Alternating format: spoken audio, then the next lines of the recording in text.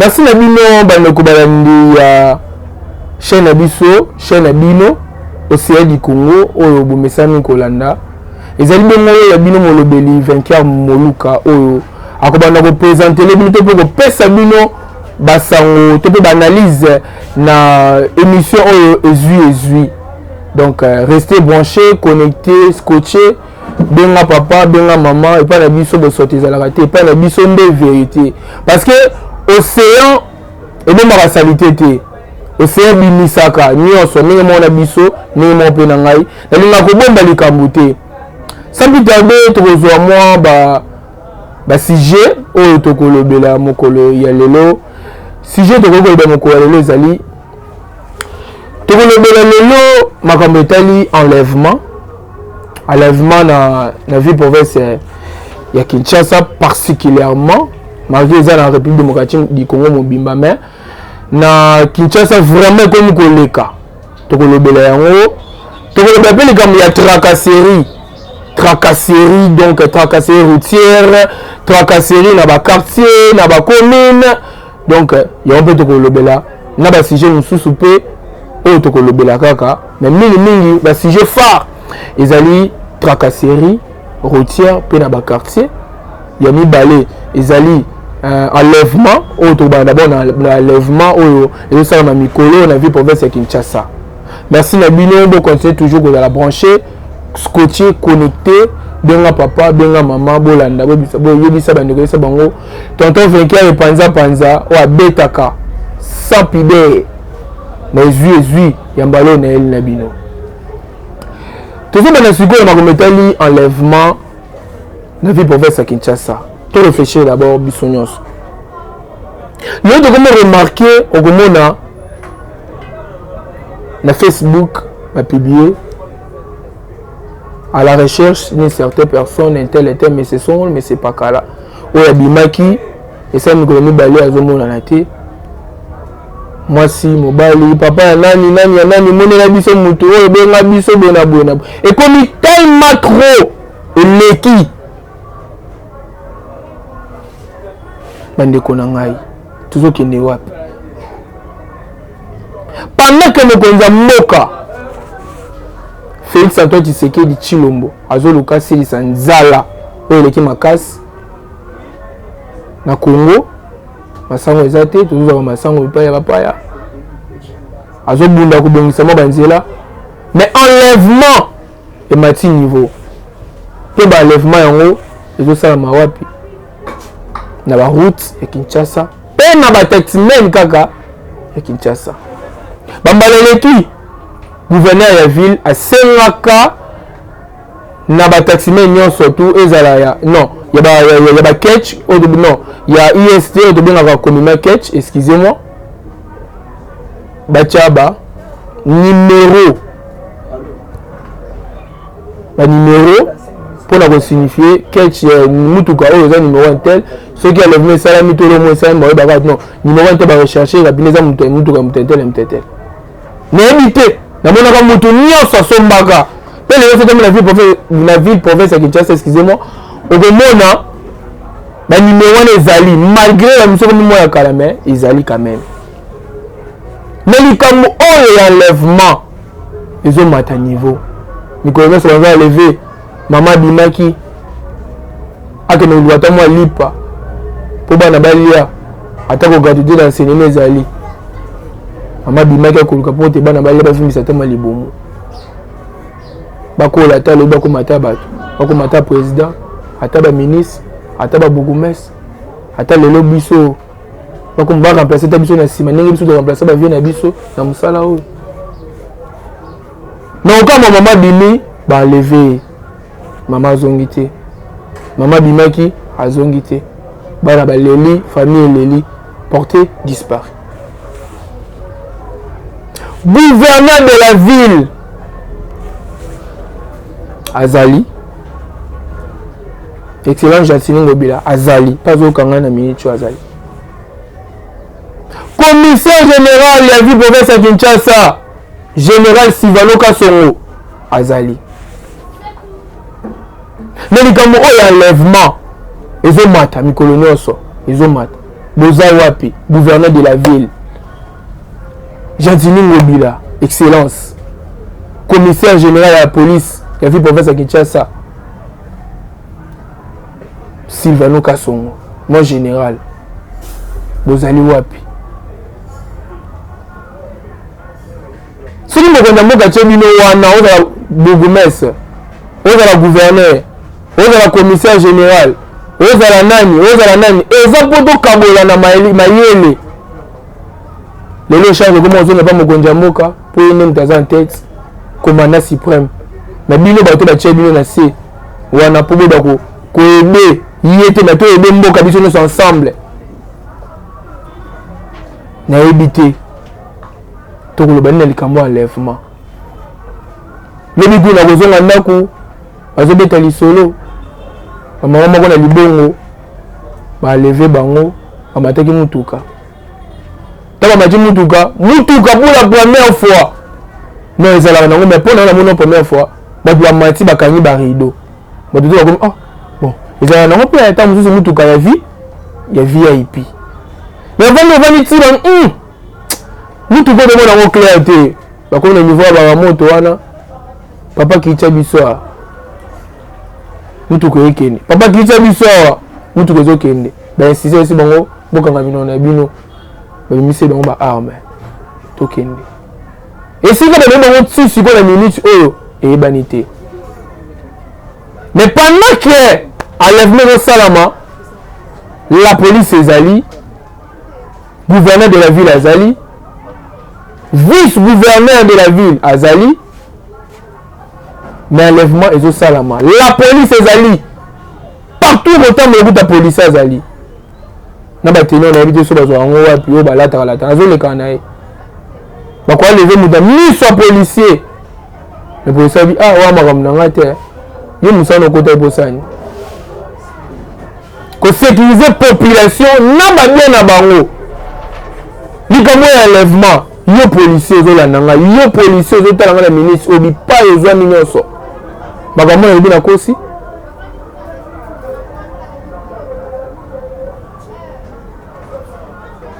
si on peut savoir la suggestion na bino moi mituna na bino beaucoup de personnes numéros affichés na ban ya na ba ya smartphone na bino to pe ya etando na bino bokoma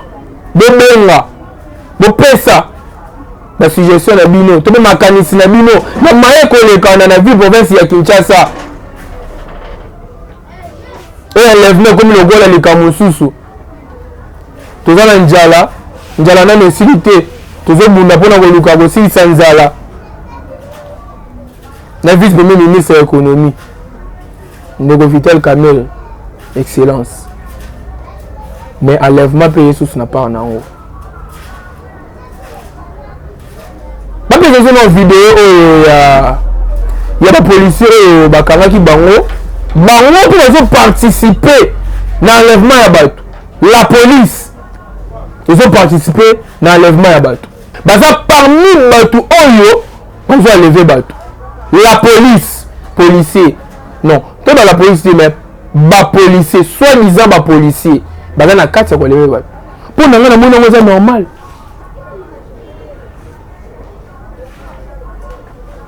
Pour jamais enlever Batou à niveau et que tu as la police, ils sont forts. Baoudjana Bazali, Efeni Bazali, Jémi Bazali, non baba imité on est surtout à la police. Mais enlèvement zo continue komata. Bazo ki na batongo wapi? Bazo ki na bango wapi? Ni comme enlèvement na vie province Kinshasa. Tolo bate policier na 4 na ba arme o kama ba sala misi ba arme wana bazoka yango wapi biso na Kinshasa sika bateka ba arme ba braquer mutu arme biso na Kinshasa to sika o bateka ba arme eza na ebite so ezali bukomeli na place ezali na pena koluka arme na nga pesa ata pona ya sécurité na ngai pour le enlever comme air nyonso partout on va nyonso et comme les avons madame mutuka mutuka la bien la carte atali bino ngam gozo mna mutenga mata bo mama ngamata atali biso na mutuka atali biso poani ni pe moi bien pendant biso na bino ata bon ko mo lever bat ah bon ah abuna mona ko mabe mais na comprendre que oui ba ko mi ko vérifier to ko loba nini tata mokonzi ya mboka le commandant suprême, le président de la République, Félix Antoine Tshisekedi Tshilombo, communément appelé Fachi Béton. Dans le camp, il y a lève maison mata. Du jour au jour, ils ont levé la jeune fille, la jeune garçon, ma papa, ma maman. Ils ont levé bon. Mais dans le cas, il y a un policier bazali. Il faut rejoindre sa service. Les caméras qui identifier les policiers nyonso na ba unité na bango il pas nyonso ceux qui vont identifier bango et ko sala malamu pour être ceux qui et le moment ça mis songolo pakala to bi pas gauche droite to da yake ba policiers ba te maka na rond-point victoire ba za unité intel to yebi da yake ndenge bango ba sala ba tracasserie. La facilité à identifier directement pour récupérer bango pour mboka la biso Congo pour la malamu ezaka pour na tata mokonzi ya kolote na kosunga mboka o na idée na yo na courage na yo policier gouverneur bourgmestre DG population vendeur taximen nyonso tu wana biso tout tout ça na autorisation donc na courage to pe na ngalo banini na accès donc ya kobundela mboka na biso nyonso nde tosunga mboka na biso on ezaki bongo makambo ya enlèvement magasin belé ezosila te ils ont continué to ko na ko na pesa ni bana ile chile na lo bagara place boy bala bazole la ba chika ba ofele bala ba sala boy bazo misa boy bazo sala boy bona boy pour na likama enlèvement ngo bazo ke na ba wapi ba immeuble wana za na ville wana ba immeuble mona kawana ba immeuble wana boboyebi wana nyonso est-ce que vous aurez temps ya ko identifier ngo bino boza chargé na ba service wana aner des arabes aner ezaka po kanga ba politicien alobi boyo kangie ko kanga ba journaliste pour le vérité kangie aner za service ya renseignement ko yeba immeuble a combien d'étages combien de bâtiments non combien de portes combien d'appartements aux en a 4. Est-ce que vous avez d'abord nous faisons nini à chaque appartement basalaka basaba nani est-ce que ça la te mais pour votre information vous avez pas parler sango to lukaka ba information to lukaka ba sango ya sikata on so pe ni pas union surtout il paraît ba komi ko zo ba rien ya ba komi ko teka il paraît na ebité ceux qui na technique kuna ba koza na ba vidéo to ba audio oyo ba victime ya makambo ya enlèvement oyo ba réussir na ko s'échapper na lengeni botu na ngai mususu va s'échapper pour nzamba limite eza jour na ye bazali mususu va s'échapper pour na courage na ye et ça va pas makambo na ye à s'échapper bangonde après ça va s'échapper nde na ko mettre bango basolo nde to ko la révélation que eza mingi o ba levaka bango bazwaka bango bakena bango balongoli bango ba rein bateki mutu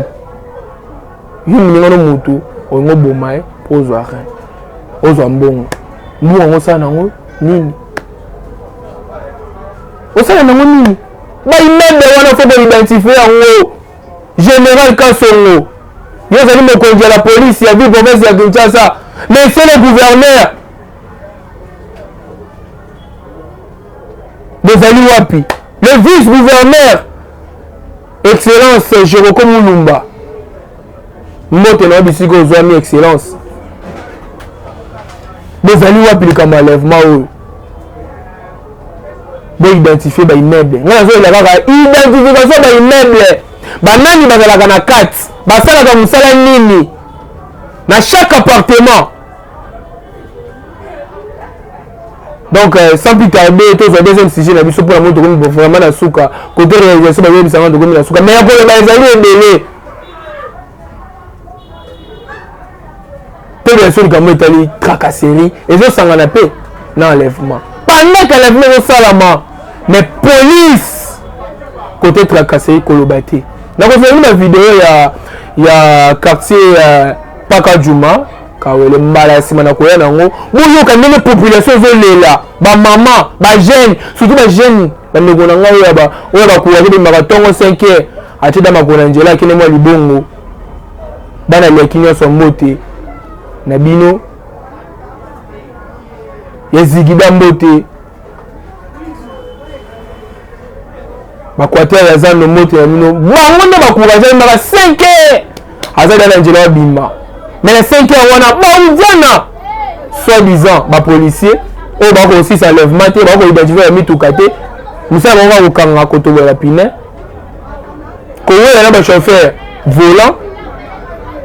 bazokanga moto azobeta ye nayebi te soki droit pénal général oyo totanga na bakelasi ntina yango ezalaka nini bakokanga moto babeti basisi batie na kacho une semaine 2 semaines sans pourtant avocat na yaya to mpe batinda na ye epai ya ministère public bazwa dossier na ye mais bakozala toujours 48 heures te ndenge toyebi na mibeko ezalaka ovesi mutu 48 heures na sous-siète to na siète apres omeme opesi ye ministère public pour akende kosamba na ministère public mais lelo koma moto akovanda na kacho 2 semaines 1 semaine ta mosusu bakangi na ka na tracasserie kaka lelo koso ya mbongo oyo la police ekomi na yango enlèvement bokosisa te mais tracasserie boosisa yango nde bino bolingi badote bino unité moko ebima ya tracasserie bosalaka na bino tosunga tata mokonzi ya ekolo tosunga na bacongolais bipai ozwami nyonso eza na province eza na commune Songolo na quartier Songolo ntango omoni mabe ezali dénoncé na mibeko elobi 1000 au-dessus de la loi motu moko te aza likolo ya mibeko ata policier ebangaka wana aza na se ya mibe ntango omoni osala mabe na droit babenga yango fragrance na kaya fragrance moto nyonso atakoma mokonzi oza na droit ya kokanga ye ntango ebi fragrance eza nini abomi motu azotortille motu botika te parce que 1000 so bakangi olobaka 1000 ne au-dessus de la loi namonaki atortille motu azobeta ene na yaki epekisa bino soki asali mabe mema ye boauditionne bosambisa ye ke kobeta bo eza mabe mpo ntango kokufa moto akofingama ezali tata mokonzi ya ekolo oyo akoma lelo akoma kofingama epai ya motu nyonso na mwana moke akoma kofinga tata mokonzi ya ekolo mpo na nini polise osala mosala bien te nde na bandeko koloba bandeko na biso oyo babimaka na ntongo wana bachayere banani wana bazosala boye naye na bino bavideo na bainterview na bango nga mona bazala na sur le terrain okomona baimage nakolobisa bango na kosola bango mwa quelques minutes tokotiela bino video boyoka ndenge nini quartier Paka Juma kawele sokopao ndenge nini bavivaka na tracasserie ya baujana kokanga ya nyonso basala mwa base na bango na kwe kote ya Kimbo Peto kote batongi ya recyclage ya babouteille wana entraînement ozana merci na honorable Jérôme Mulumba pe excellent Jérôme Mulumba merci na ndenge okanga mo banjela wana mais moko etika wana audio na bacha base wana nazo funda bango evi o evi a akanga mutema toza problème mutu te tofinga mutu te tolobaka nde po tosani tobongisa Kongo eza yo Kongo eza yanga Kongo eza ya biso nyonso mutu akosunga Kongo ezali kaka biso mo bakongole bakongole banani ba journaliste la police gouverneur de la ville ba DG biso nyonso nde tokosunga Kongo pe tokolonga na libulu na pasi na sécurité na ba enlèvement. Merci la bino parce que on a été belé ya kolanda émission les ezui pe na bike ezui boza numéro les affiché na ba smartphone na bino bobenga botika ba message ce que moto se mabe boloba bokoje na kofinga te parce que musa to sala kaza musa ya passe kokoba également information ya passe police vous doit ça tracasser à mon fait du mois mais biso za mon fait du mois te mais to nima to pesa mino basango pour y on le temps na kelas. Merci l'équipe technique Mobimba l'homme puissant Kabuya pe na montage bien ngomba la coordination maman Océa et bien na KDS là ya bino fait mo luka na sukina mino mokolo ya lelo to kutani mala sima pour na basango mosusu bye bye.